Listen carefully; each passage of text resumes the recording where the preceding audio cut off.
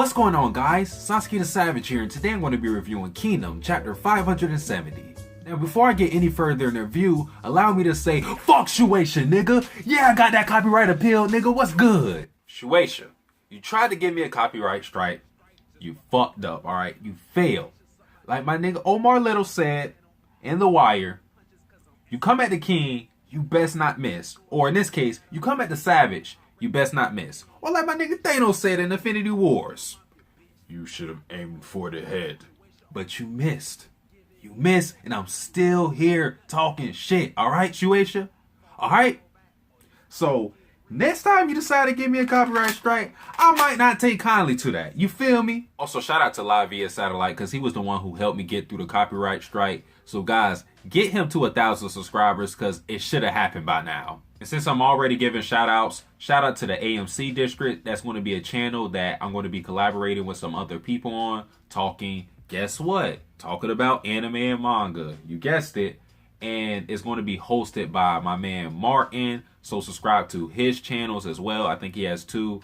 All of that is going to be in the description. So yeah, check that out. Now that that's all out of the way, let's talk about the chapter. Now, a lot of y'all actually liked the last chapter. In my opinion, I like this chapter more than the previous one. Although this chapter didn't have much fighting in it, I thought it set up beautifully because it's kind of like round 2 versus the Quandaron soldiers and the Zao soldiers versus the Mountain Tribe. We literally have everybody here except for 2 armies, and I'll talk about them later. We had Taijifu and Shunman initially save the day because they came in right after Baggio got exhausted after going ham on niggas. You know shit is going crazy when Baggio is fighting with a crap mask and we actually get to see his eyes.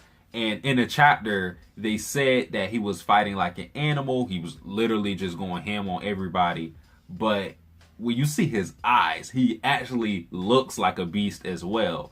And I call this like, because the first time I ever seen this in Kingdom, like those eyes, like where you look like a beast, is from Dukyo, I believe. And Shin is starting to, well, not starting to, he's always had those eyes, but he's looking more and more like Dukyo with those eyes as chapters go on. And yeah, Baggio, he just had that look in his eyes like, yo, bat the fuck up. Now, the Quandaron soldiers were confused as to how Shunman and Taijifu knew their locations because they didn't sound off any horns. And they just said, I think it was Shunman who said it. He said that they just found them because they kept moving around, which, okay, I got that. And I wish he would have just left it at that, because he went on further and he said, yeah, we also kind of felt the pain of Baggio, so we were able to locate him. Now, I believe Satellite in his last review pointed out how Yotenwa could sense Shin very, very early on in Kingdom chapters, which I've always accepted that because it's Yotenwa, alright? When it's like great people like that, I'm just like, yeah, alright.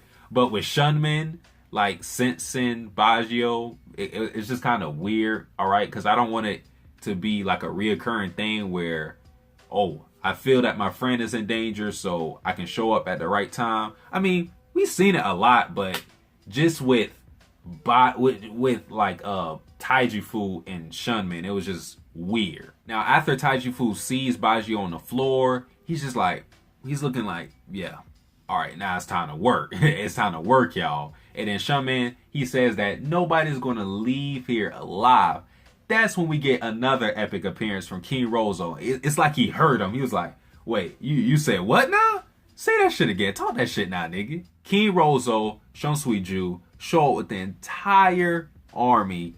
And that's when you're like, now we're kind of screwed. But then that's when we get another epic appearance from my nigga, the Feego King. I can't tell y'all how much I love the Feego King, because he's looking down at King Rozo. He's like, wait, King Rozo's there? And I get to save Yotenwa? So I get to basically have the biggest achievement on the battlefield, and then I save Yotenwa so I can get into another reaches as well. He's like, that's like killing 2 birds with 1 stone. Like, he's like, let's go. Like, you see the smile on his face. He has no fear. He does not care. And on top of that, he was carrying Torque, I think his name was Torque. He was carrying his head on a spike. So, like, he really does not give a fuck about anything. I love the Feego King, but unfortunately, I think he's done. I think he's done. It's one thing to put in work on Torque, a guy who was like half your size, but King Rozo is a whole different deal. All right, we didn't see much fighting for him, but I'm pretty sure it's not going to be that easy for Danto. All right, so unless I can't believe I'm saying this. I hope Morgan isn't going to be in this comment section, all right? Because he's like the biggest Heki supporter, all right?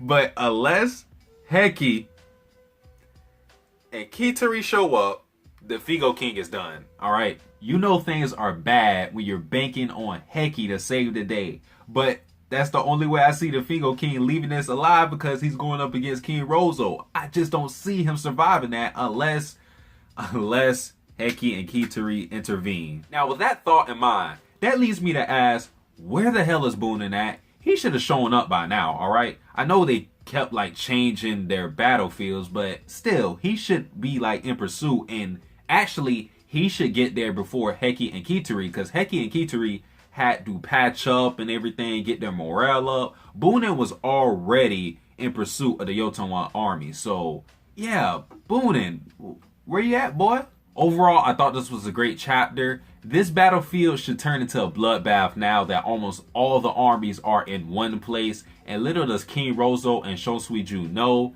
they've already taken the L. Old Man Impo is going to have that city on lock. And with the Quanron soldiers' families' lives being in the hand of Yotowa rather than King Rozo, they should defect to Yotowa, and then King Rozo and Shosui-ju are going to be pretty much isolated. Well, not Shosui-ju, because he's still going to have the Zhao army, but the Zhao army does not really compare to the Mountain Tribe whatsoever. I think the question I'll ask for the poll this time is, who do you think had the most epic appearance in this chapter? Was it Taijifu / Sherman? Was it King Rozo / Shosui-ju? Or was it the Feego King? Who had the most epic appearance? Let me know. But guys, that is it for this review. If you enjoyed this video, like, comment, subscribe. Satsuki the Savage, out. Fluctuation.